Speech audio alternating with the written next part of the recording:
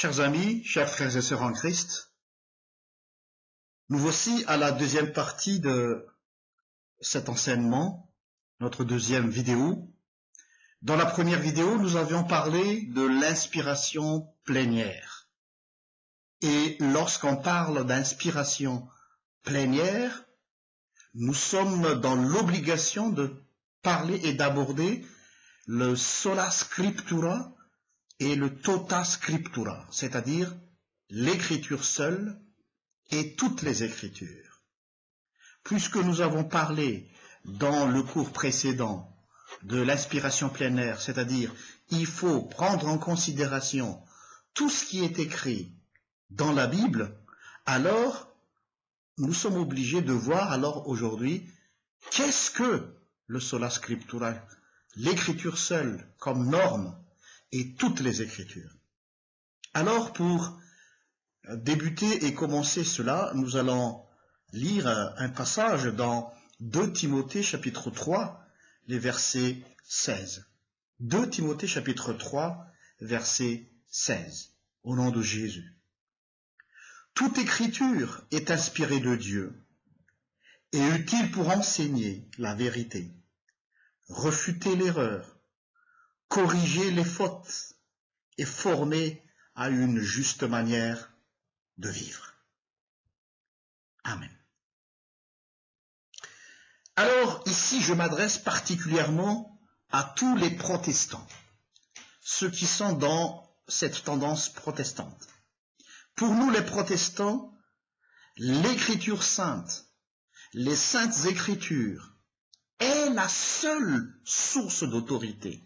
C'est pour ça qu'on a le slogan sola scriptura, c'est-à-dire l'écriture seule. Je dis bien l'écriture sainte est la seule source d'autorité. Il y a plusieurs sources. Nous acceptons qu'il y a d'autres sources à part la Bible, mais la Bible ou les saintes écritures est la seule source d'autorité. Alors à ce moment-là, on met un accent particulier sur le sola, seul, l'écriture seule. Pourquoi? Parce qu'il y a un autre bloc de l'autre côté qui avance aussi qu'à part les saintes écritures, il y a aussi la tradition de l'Église, qu'on appelle le magistère. La tradition de l'Église, pour eux, la tradition de l'Église, c'est-à-dire la transmission orale, a le même niveau d'autorité que la parole de Dieu. Pour nous les protestants, nous tenons à ce que la parole de Dieu, ou la Bible, ou les Saintes Écritures, soit la seule source d'autorité. Et c'est ce que les réformateurs ont catégoriquement refusé, le fait de prendre les traditions orales de l'Église comme source d'autorité en plus de la Bible. Il faut, à mon sens, expliquer un peu ce que c'est que la tradition. Ici, on ne parle pas de la tradition des us et des coutumes, mais il s'agit de la tradition orale, la transmission orale. Et pour aller un peu plus loin, la tradition orale de l'Église, c'est l'interprétation. Une interprétation plutôt. Il y a plusieurs interprétations, mais c'est une parmi tant d'autres. Une interprétation qui a été proposée par l'Église. Et je tiens à souligner, ce n'est qu'une proposition. Ce n'est qu'une application. C'est pas l'interprétation. C'est pas la proposition. C'est une proposition. Et cette problématique a été déjà connue au temps de Jésus. Car, rappelez-vous, il y avait le mouvement des pharisaïsmes. Le pharisaïsme, si on étudie un peu plus sur leur histoire, avait hérité ce qu'on appelle le réveil au temps d'Esdras. C'était après la captivité babylonienne, lorsque les Israélites revenaient à Jérusalem, l'interprétation des lois a été initiée par les scribes, surtout par Esdras. Et c'est grâce à cela que Esdras a pu aider les gens à vivre dans une piété scripturaire. Je souligne bien, au temps d'Esdras, les gens vivaient dans la piété scripturaire. Je ne dis pas tout simplement une piété, mais une piété issue des Écritures. Mais, voici le problème.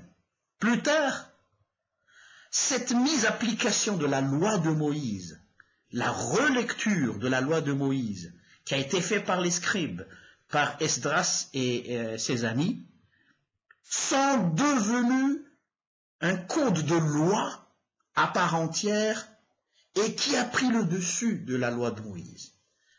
Cela veut dire que l'interprétation est devenue la norme au-dessus de la loi écrite. Du coup, il y avait les 613 lois que les pharisiens ont écrites.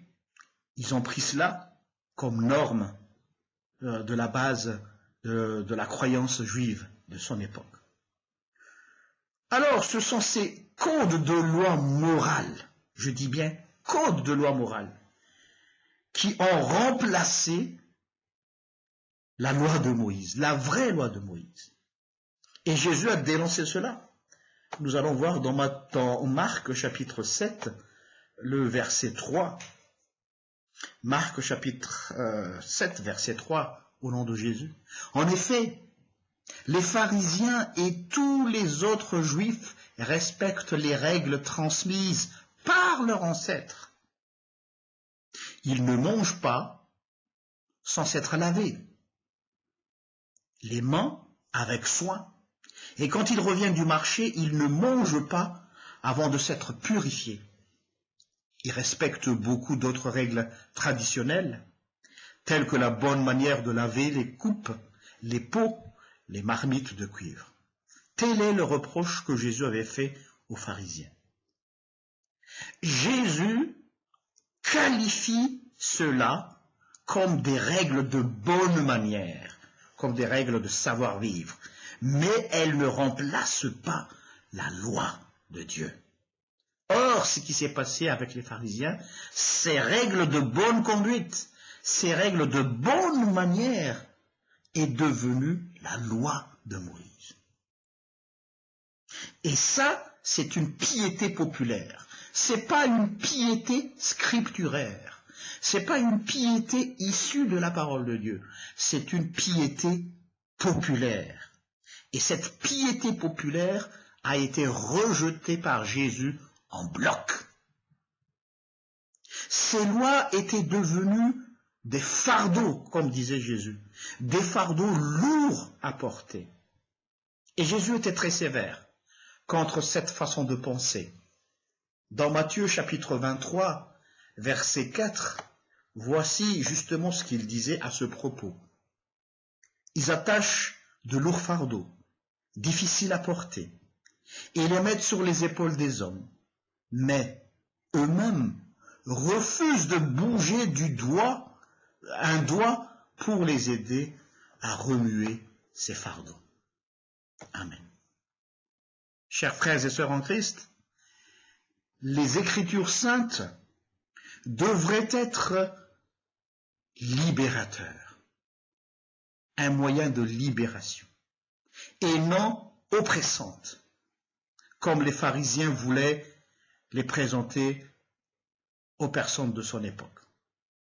Et c'est aussi exactement ce qui s'est passé au temps de la Réforme, au temps de Martin Luther. Les gens étaient accablés par l'Église, accablés par beaucoup de traditions orales qui n'avaient rien à voir avec le message de l'Évangile. Et c'est ça qui est le comble. On a complètement mis l'Évangile dans le placard. Et ce sont les traditions orales qui n'avaient rien à voir avec l'Évangile qui est devenu la norme, la loi à suivre. La question qui se pose, vous allez peut-être me dire, oui, mais ça c'était leur problème à eux, c'est plus le nôtre aujourd'hui. Vous êtes dépassés par le temps. Et en quoi ça nous concerne? Oui, c'est une bonne question. Mais voilà, nous ne nous trompons pas en pensant que ça nous concerne plus, tout cela. Ce qui se passe de nos jours, les croyances populaires et la sagesse humaine, cela aussi, prennent le dessus sur la parole de Dieu aujourd'hui. Il y a ce qu'on appelle le vivre ensemble. Il y a ce qu'on appelle la vie tout court, l'humanité. Et les humanistes essaient tant que possible de détruire cette norme évangélique, c'est-à-dire la norme qui vient des Saintes Écritures, mais ils ont leur norme à eux. Et ce sont des sagesses humaines. Et je trouve que ce qui est en train de se faire aujourd'hui est encore plus grave par rapport à ce qui s'est passé au Moyen-Âge. Au temps du Moyen-Âge, c'était le temps de l'ignorance, si on peut le dire.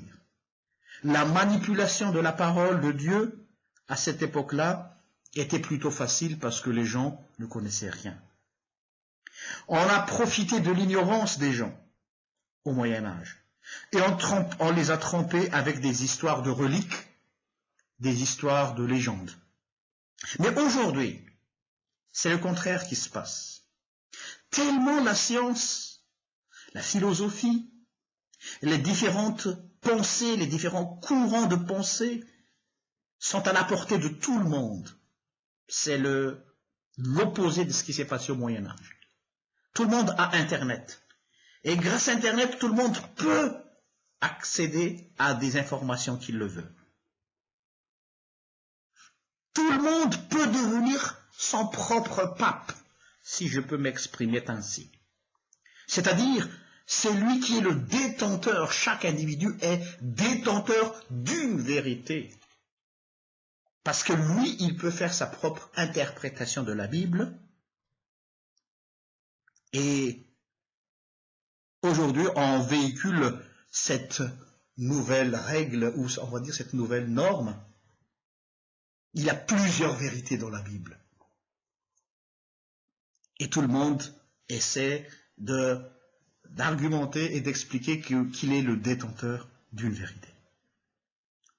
Alors, par conséquent, on peut voir des diverses dérives. Et ce dérive-là touche aussi l'Église. Il y a ce qu'on appelle maintenant le piétisme populaire. La forme de piété que j'adopte. La spiritualité, c'est une affaire privée. Alors la forme de piété que j'adopte, pour moi, est une expression de ma foi en Dieu, et cela me concerne tout seul.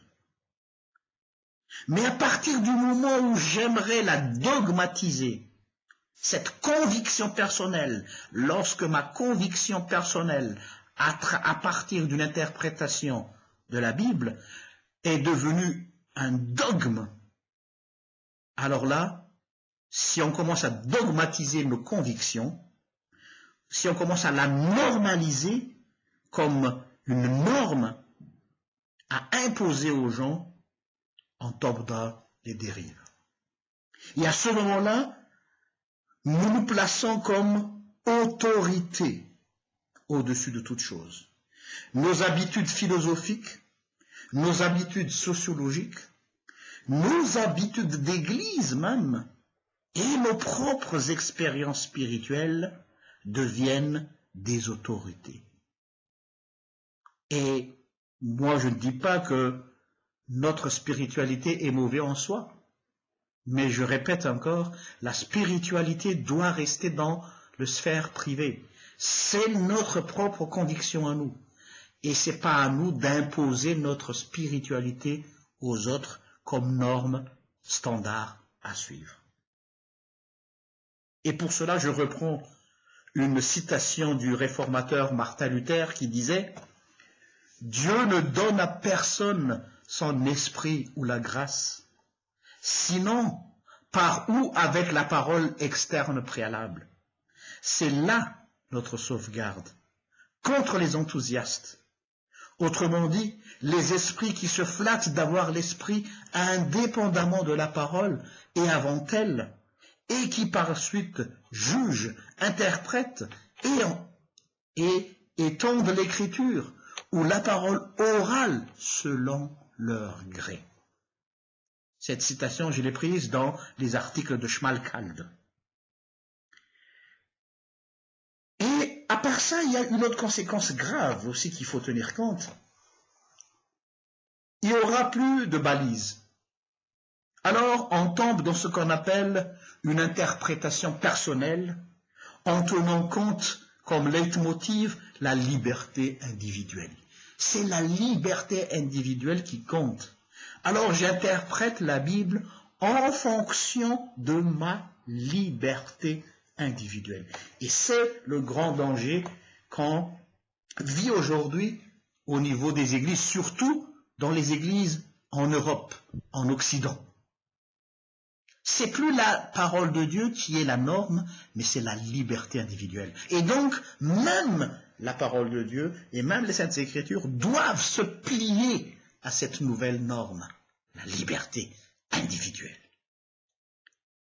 Alors, face à cela, que faire? C'est là qu'entre en jeu la deuxième partie.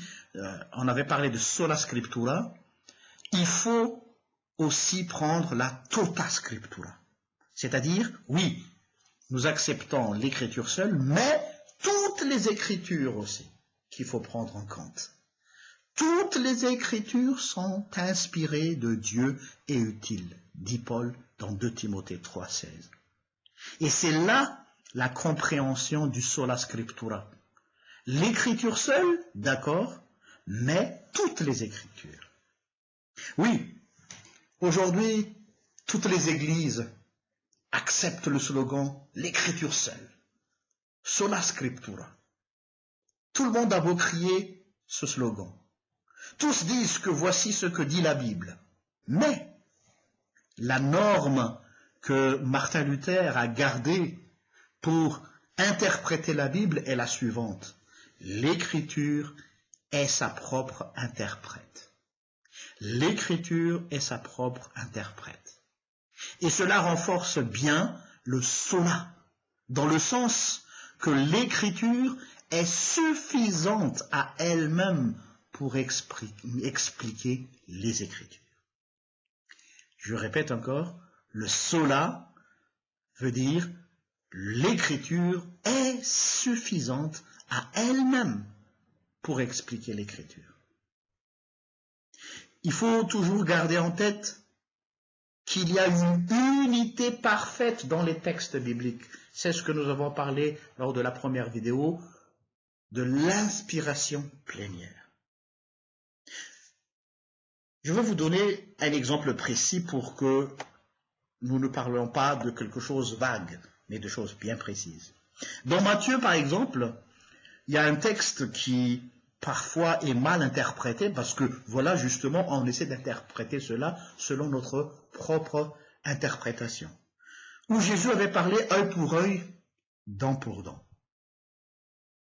Mais pour l'expliquer, pour le comprendre, il ne faut pas faire des efforts intellectuels.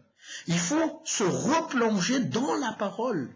Et il faut voir quelle est la source qui a été utilisée par Jésus quand il avait prononcé cette phrase. Cette phrase-là, il l'a tirée de la loi de Moïse dans Exode, qui parlait de la justice qu'il fallait instaurer en Israël.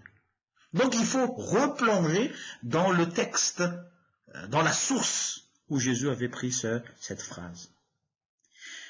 Donc il suffisait d'aller à la source de la phrase utilisée par Jésus dans la loi de Moïse, et cela parlait de la restauration de la justice. Le texte s'explique tout seul en nous révélant qu'au final, il ne parlait pas de vengeance, mais de restauration de justice. C'est-à-dire, si tu as crevé un œil d'une personne, tu dois rembourser, tu dois dédommager cet œil qui a été endommagé. Donc, c'est une notion de justice, d'équité, d'équilibre et de restauration, mais non de vengeance. Donc, vous voyez, il fallait juste aller à la source pour comprendre cette phrase.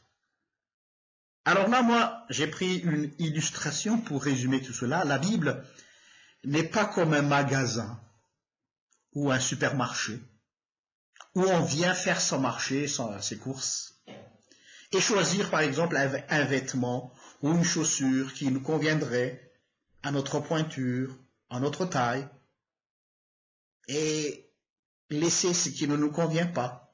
Non, la Bible n'est pas comme ça.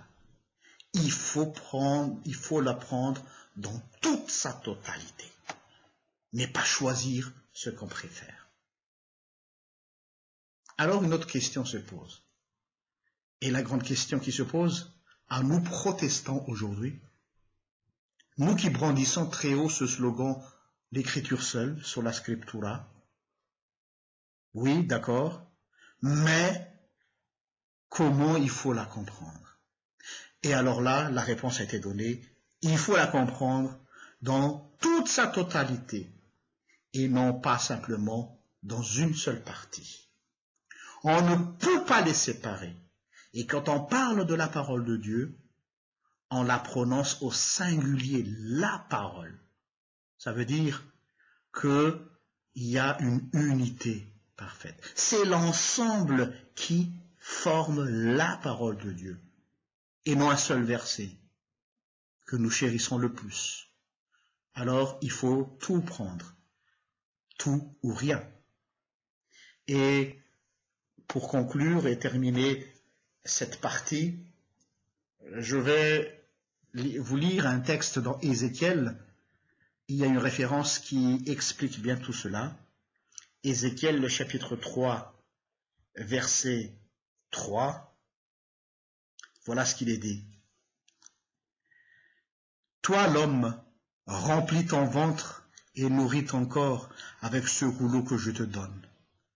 Je le mangeais donc, et dans ma bouche, il eut un goût aussi doux que le miel. Vous voyez, cette phrase-là, il nous dit que quand la parole de Dieu a rempli le ventre d'Ézéchiel, sous forme de rouleau, c'était une vision. Quand la parole a rempli, c'est-à-dire bien rempli, c'est à ce moment-là que Ézéchiel a découvert le goût de la parole de Dieu comme le miel dans sa bouche. Donc, au premier contact, il n'a pas encore ressenti ce goût. Mais c'est après avoir été rempli, c'est là qu'il a découvert le goût du miel. À nous aussi, d'aller au fond des choses. Et c'est le but de l'école biblique Votsnap, c'est de nous donner les outils, de vous donner des aides à aller à explorer la parole de Dieu. Non seulement une partie, mais toute la Bible entière. Et c'est notre défi, c'est notre souhait de vous donner ces éléments-là afin d'avancer dans la connaissance de la parole de Dieu. Que Dieu vous bénisse. Amen.